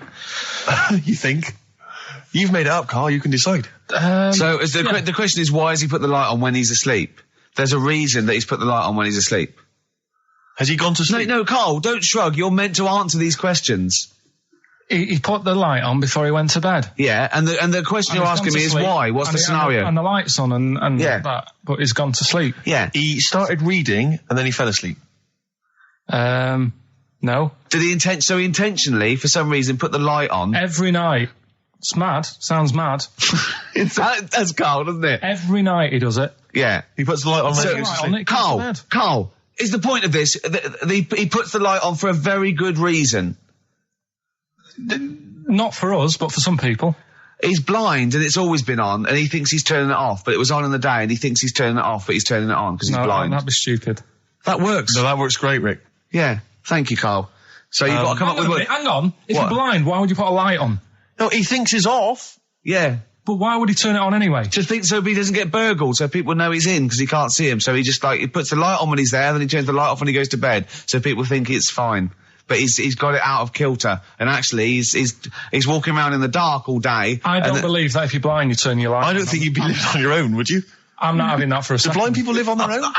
For a second. Well, some people do. Lonely blind people live on their own. No, if you got bad eyes. Any of them women? Are there any blind women who are living on their own, Rick? No, I mean, if you know of some blind women. Oh, wait, living on their own. 700, 800, 1, 2, 3, 4. We've gone through this. If you are a blind woman with no standards and you don't care annoying voices and smell, Yeah. then get in touch with you. Yeah, I mean, know- you've got to be within the ages of, say, 25 to 65. You know, Right. well, call it 75. You fussy all of a sudden. I know. Yeah, go on. If you were blind, would you live in London?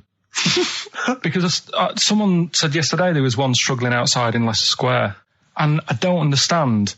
If you were, I mean, you know, That if might have you- been a tourist. but why come to London if you're blind? It's the worst place in the world to come if you're blind. To hear the sights. To hear the sights. It's a bit mad, isn't it? They have I know, they do the same job. They have tourist needs like anyone else. Yeah. No, but it sort of stinks, and you'd go away going, "Oh, it's not that good." I just thought that I thought it was a bit weird. Well, never mind your concern for the partially sighted or sight impaired people coming to London. Get on with this. Yeah. So there he is. Yeah. It's like, oh, a bit tired. Yeah. Just put the light on. Get to bed. Yeah. So he turns the light on and he goes to bed. Yeah.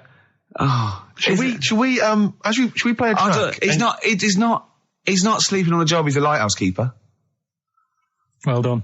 Is he a lighthouse That's not keeper? it, Carl. He's a lighthouse keeper. Right. Why wasn't the light on all the time? It's light in the day. You idiot. Play a record. What? Play a record. You're a buffoon. No, actually, the light isn't on in the day, is it? No, Rick? it's not. I think you're the buffoon. Oh, yeah. Karl has won!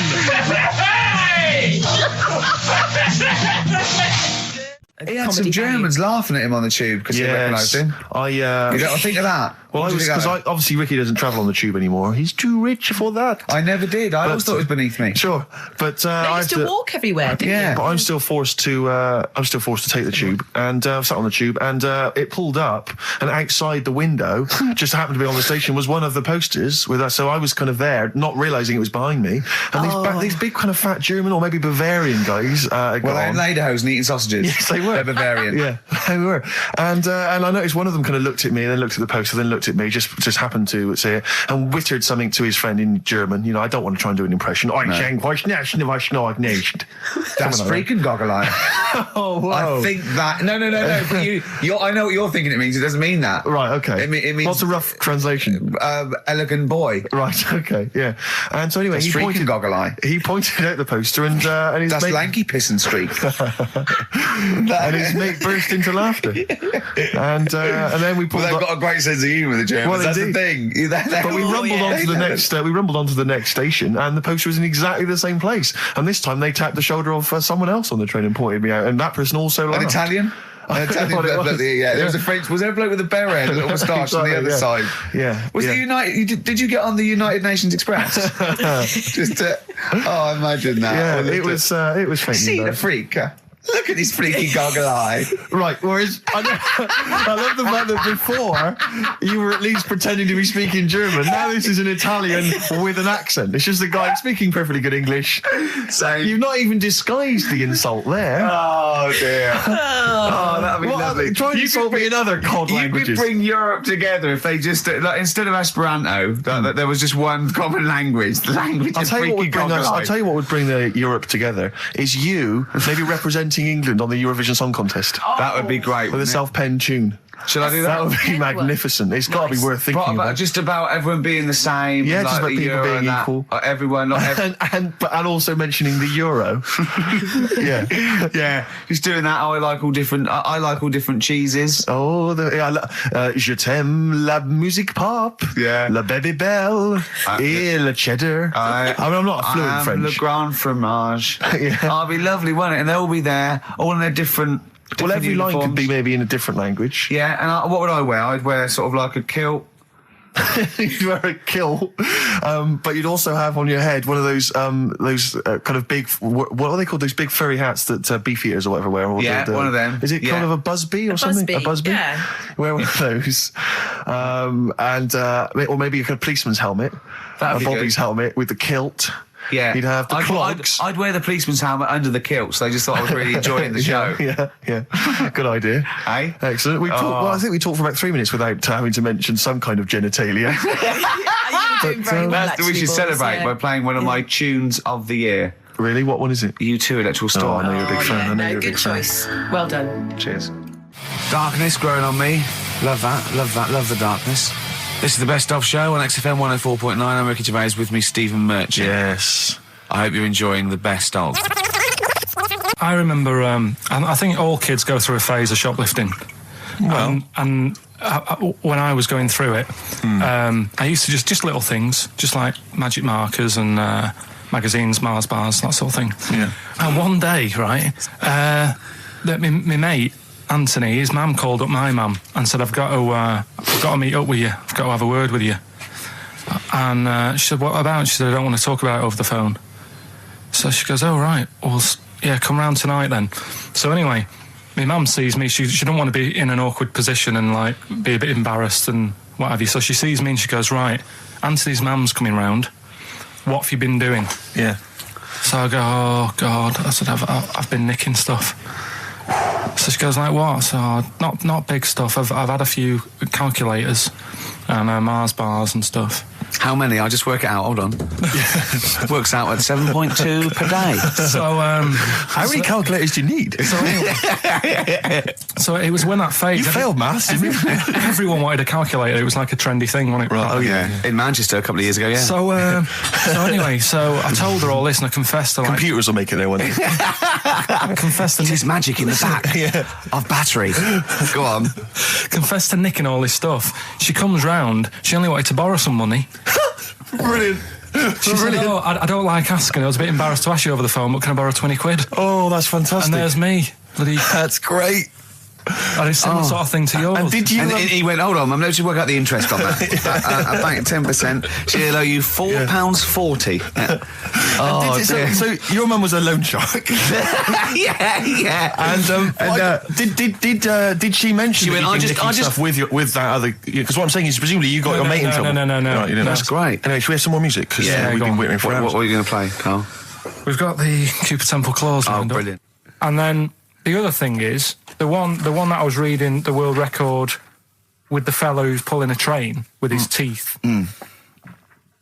Does that make any difference that he's done it with his teeth? What do you mean? Well, what difference does it make? Well, isn't it? It's quite hard to pull a train with your teeth, I imagine. Well, it's pretty hard to pull a train. all I'm saying is it because he couldn't beat the fella who's pulling it with his hands? Well, so you tweak this it a is bit? my point. I think there was one bloke with a record for the running backwards 100 metres was sort of like 11 and a half seconds. And I was thinking, turn around, you'd probably have a really good go at that. Do you know what I mean? Yeah. It's sort of like doing a marathon with a milk bottle on your head. Take the milk bottle off and see how fast you can go, you twat. But you can just tweak it, like the fella who has done the pegs on the face, right? Yeah. His name's Gary Stretch Turner, right? Right. So you're sort of cheating already if he's got a stretchy head, right? but You are, right, you are one of the most stupid humans I have ever met. well, get me in the book. Yeah. Right? Well, listen. So Gary Stretch Turner, right? His record is 153 pegs. Yeah.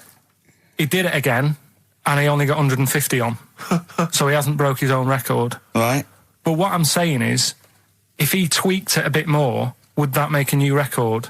What? Well, if he said, I've got 150 pegs on, but at the same time as eating a burger. I see what you mean, Yeah. He'd be the Or he said- world record breaker for pegs and eating burgers at the same time. Yeah, just change it a bit. If you know you're not going to make it, just do something else. I'm assuming the rules are set at the beginning, Carl. That's Yeah. it. That's where they say, right, you're just going to do the pegs thing. You're not going to introduce burgers halfway through, are you? Definitely not. And Okay. then they have a go. I was on one leg, not interested. How many pegs? 150. Can I just ask very briefly, I was quite interested by the family had to move because they lived on Butthole Road. Yeah, I quite like that Now, one. I don't know if I've told you before, Rick, where I used to live. I'm not going to tell you the name of the street that I used to live on, because not on air, because my parents still live there and I don't want, Right. you know. But I'm going to write it for you now. This is the name, the genuine name of the street I used to live on. Just imagine when you're at school Yeah. and Oh. like in class, for instance, in French, you've got to say you've got to answer where you live. Yeah. J'habite, wherever. Yeah. That's the name. This is actually the name of the street we lived on. No, it's I not. swear to God. That is... Absolutely right. I could phone my father now and he could confirm that for Well, you. no, I swear because he doesn't want to God. And I'd tell you that. But listen, do you know what worries me? It's the apostrophe S. I know. Because that's blatant. Yes. Amazing, isn't it? That is incredible. imagine how embarrassing So that if was. I look that up in the You Bristol... will find that in the Bristol A to Z. I swear to That God. is really... Why have you never told me that before? I can't believe I haven't. That's I'm incredible. still embarrassed now. Do you know, if whenever I have to phone up, if I have to give that address, I always spell it instantly. Really? Like, somehow that'll hide it, that'll disguise the name. But I can't get over that. Anyway, if you perhaps live in Tits Avenue, Yeah. you know, or... Wankling Drive. Wankling Drive, just get in touch. Let us know. We're not really interested. Gervais with me, Steve and Karl. Karl, why have you got a headache? You got a headache? Just a bit stressful because the moves on this week. Oh, you're leaving house? Oh, by the way, the XFM listeners came round to my house and bought the futon and table. Did they? Were they happy with it? Quite normal. They were well happy. Yeah. Couldn't believe the luck with it. What do you mean quite normal? What do you mean quite normal? Well, it's always a bit scared, isn't it, getting people round. I imagine they were scared. Well, And were they excited to see you? Could they? I mean, they were, you know, could you tell that they were pretty pleased to see you? no, I don't think so. I mean, you know, You're but- Carl Pilkington. yeah, but the fellas sort of, I mean, they brought the whole family round, which was a bit odd. Well, it's not often they get the chance to visit a living creek. Anyway, no, they were nice. They were And you're nice. moving now, yeah? He said he phoned me up today. You know, it was absolutely tipping it down. Right? He had to cycle in, right? Because he said, because of the move, he doesn't want to leave his bike round there. Right? And he said, and Suzanne, oh, I can't say this in case he's listening, can I? He won't know. He said Suzanne's hired the oldest removal man in London. You should hear him. And the thing is, right, we booked him because everyone else happened to be booked out, but this fella's free, right? So he called up this morning. I've never spoke to him, but he was on the phone. He sounded about 90. Yeah. Carl thinks that he's going to have to do all the work. And the thing is, right, Cheap. it seems to be All he cheap. wanted some Werther originals. Right, listen, it seemed to be cheap because it's £50 an hour. But how long is it going to take him? Yeah. Oh, that's So- genius. When's the move on then? When's the? Oh, well, he's coming round. He came round today to bring some empty boxes, and he was struggling with them.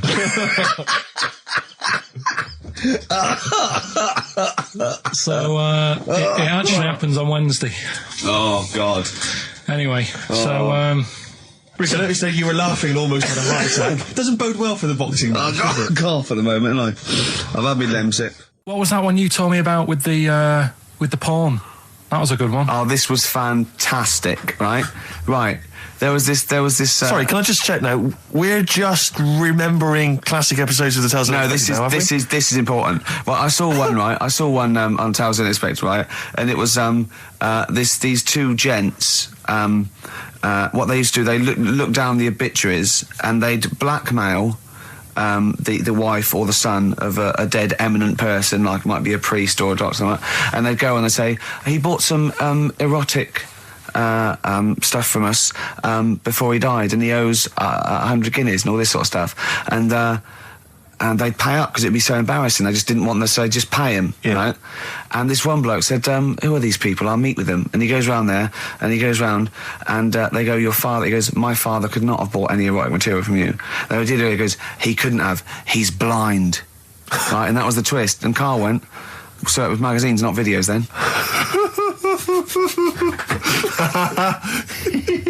Yeah. Now think about it, Steve. Is that so stupid? Well, presumably it was set in olden times because people, professional pornographers don't tend to call it, erotic material. Yeah. They tend to call it, juicy jugs or whatever. But more than that, I don't understand how a video is going to be any use to a blind person either. I know that you can hear the sound, Karl. Look at him nodding like he's caught me out. Yeah, what sound were you hear? Do. Your meter needs looking at? Yes. Cut. What's then? What's that? Then it's just noises, isn't it? Occasional groans. Yeah. Right. You could listen through the wall at your neighbours. He does. I mean, that's why I save a lot of money. But I thought you were going to point out, Karl, that they could have had a Braille porno. Now, have you thought of that? Look, feel the lumps on that. Exactly. Think about it, Karl. Think about it. You're excited now. Yeah. Your girlfriend's away, Karl. Yeah, the cheese grate has only entered the cupboard. No, she's a good-looking lady. Oh.